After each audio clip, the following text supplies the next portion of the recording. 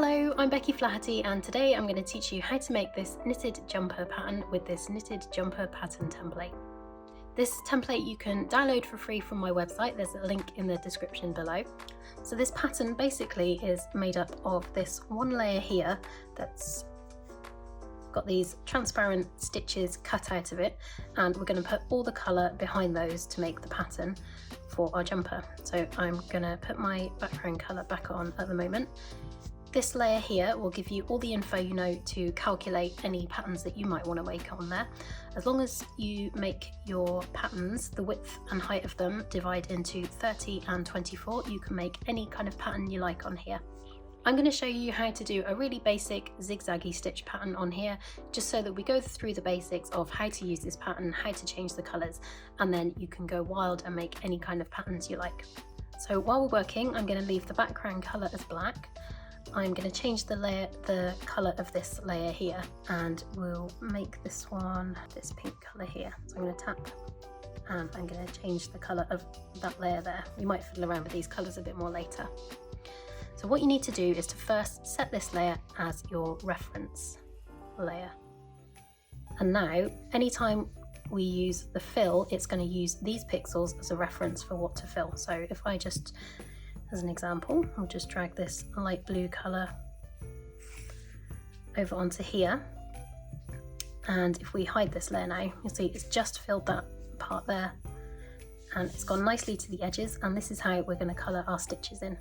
And we'll start with white as our colour for the stitches, just because it's easy to work with. So this design is 24 stitches across, so I'm going to make my zigzags go in widths of 6, and I'll be able to fit 4 of those in. So I'm going to start over in this corner here. And what you want to be careful of is that you only tap in the middle of the circles. If you accidentally tap outside, you're going to see that white halo there, and if we hide this layer, it's because we filled those parts there. So I'm going to undo that and just keep an eye on and make sure you only tap in the circles, or ellipses, they're not circles, are they? So I'm going to do like a double height stitch all the way across here, zigzagging up and down. When we do these stitches on the edge, this is 1/2 of the stitch. I'm going to imagine these as V's for this pattern, not like upward pointing arrows. I'm imagining these as downward pointing stitches. So that's the right half of this stitch.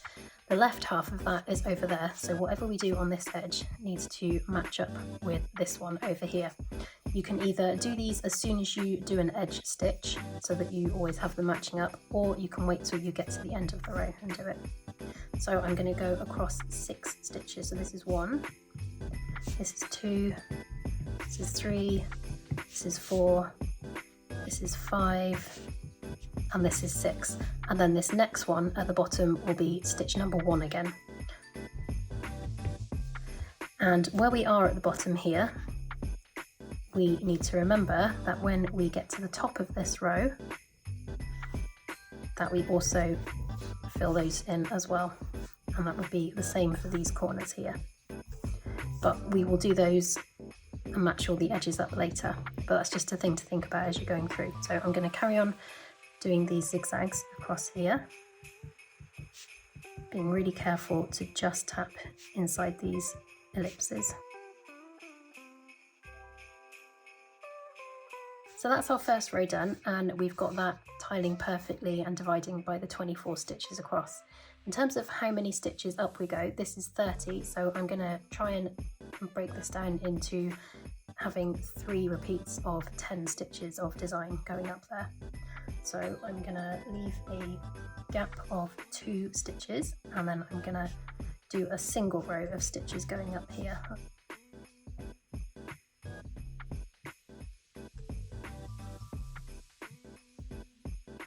We've gone off the edge there, so that will match up with the other side. This design that I'm doing here, I pre-planned this. I'm not making this up as I go along. I'm following along with one off the screen, which I've already practiced and set this design out on. So when you're making up your own designs, don't feel like they have to immediately come to you. It does take some planning and concentration and a little bit of maths to plan these out. So go easy on yourself and basically just have some fun figuring out and drawing in all these patterns. It's like knitting, but without having to get your wool out. So because I know that I want this repeat up here to be every 10 stitches so that it fits in with the 30 stitches up, I'm going to count up to see where to put the second one of these. So this one's 1, 2, 3, 4, 5, 6, 7, 8, 9, 10. And then this would be my first stitch. So this one here is the same as this one here.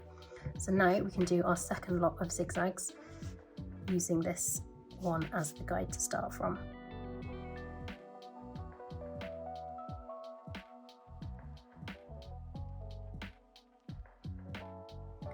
And now here I can see I've run into some trouble because we've got this white line. So let's have a look at how to go about fixing that without ruining everything and having to undo everything and go back right from the start.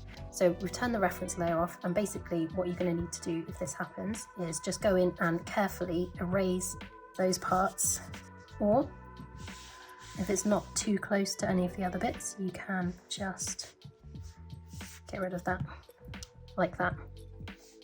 So let's turn this layer back on and carry on filling it now.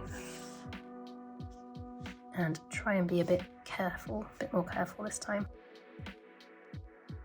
So being a bit more zoomed in will help with being more careful, but I was keeping it kind of zoomed out so that you could see the whole thing. Right, we'll just fill these bits back in. And then we're going to leave a gap of 2 and do our single zigzag row over the top.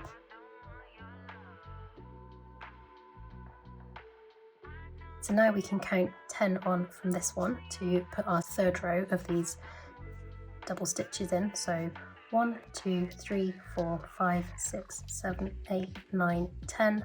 And then this one here will be 1, 2, I need to count again now. 1, 2, 3, 4, 5, 6, 7, 8, 9, 10. And then this one here. So what I'm going to do is just quickly erase that part there, and then we can carry on colour filling. I'm just going to double check that. So we've got 1, 2, 3, 4, 5 between there. 1, 2, 3, 4, 5. Yeah. So let's carry on doing these now.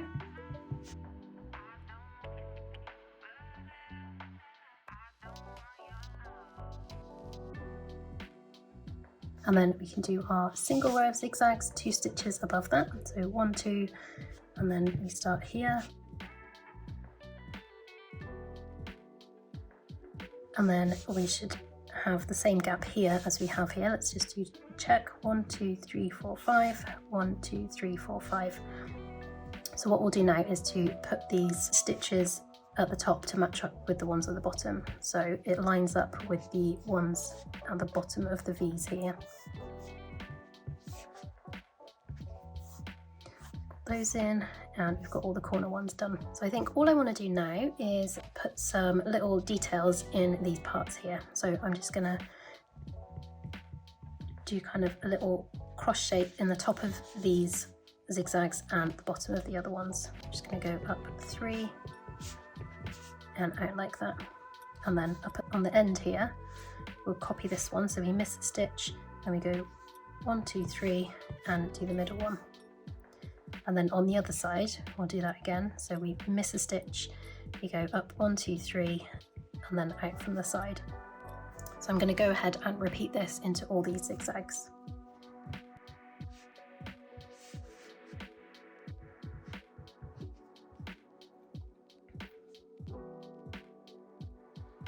When we get to doing the top and bottom row, to make sure those match up, we'll do these here, and then we know we've got to go and do the 3 in the middle up here. 1, 2, 3.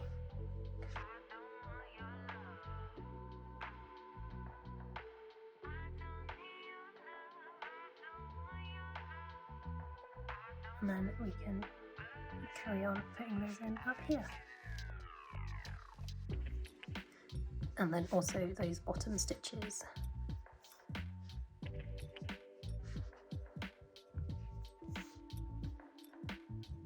So when you think you're done, have a look and make sure you've got everything the same going down all the edges. I can spot a couple of bits down here where I haven't quite got things matching up properly, so I'm going to go and fix those now. This one here, I think those are all lined up.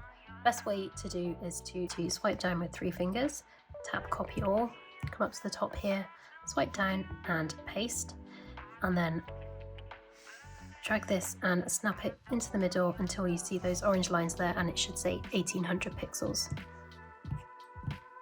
Then we can duplicate this around the canvas, snapping it into the corners, and we can zoom out and make sure that is all tiling properly. And now we can do some recoloring on this. So to do the recoloring, I'm gonna first of all turn this reference layer off because we don't need that on there anymore. I'm gonna add a layer above this white one, and I'm gonna put each color on a separate layer as a clipping mask over this one. So we'll tap this one and do clipping mask. I'm gonna grab this nice funky green color there. And I think first of all, I'm gonna change the background and stitch color. It's really confusing to me that the background color isn't actually the background, and what is the background color is actually the stitch color. So let's get the background color to the color I want the stitches to be, which is this red color here. And then for this layer here, I'm going to go up to the hue, saturation and brightness, and I'm going to bring the brightness down and the saturation up a little bit, so we've got that slightly darker red color there. So don't forget that your background color is like the main wool color of your jumper, and then this layer here you want to be a slightly darker version of that main wool color. And then on this layer here we're going to go in and add some actual color over it. So I'm going to color these thick lines in, the double stitches, they're going to be green. So I'm just going to go and scribble over those, being careful not to get it on any of the other parts of the stitching. And because we're doing this on a clipping mask, we can turn this on and off, and we can recolor it, and we've still got all our stitching underneath. One tip I have for you when doing stuff like this is don't be tempted to try and do this all in one go, because if you make a mistake, you'll have to undo all of your colouring. So when you're doing something like this, where it's very easy to like splodge onto something like that, only do a little bit of time, and don't forget to lift your pen up regularly. It's so tempting to think, no, I'm going to do it all in one go, and then you get down here and you splodge onto there, and then you have to undo all of that there. So don't forget to lift your pen up regularly. That's my top tip. So I'm just going to go ahead and speed up me tracing over all these zigzags now.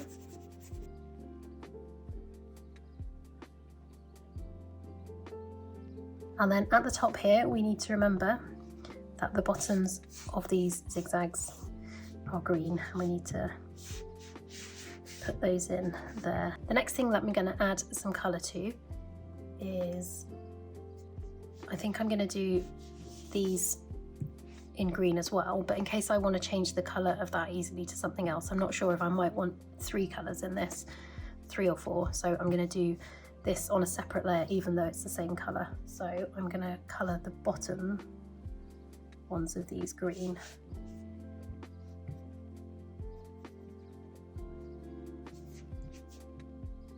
But by keeping it on a separate layer to the other green, it gives me the option to try out different colours instead of just having to have all of this green or all of it a different colour. I can have 2 different colours. So because we've got all of these on separate layers, we can easily fiddle around with colours if we want. If we alpha lock these, we can put some ugly sweater, like clashing colours in there as well. Maybe just try. But that's cute actually. Let's stick with this one. So I think I'm gonna stick with these colours here.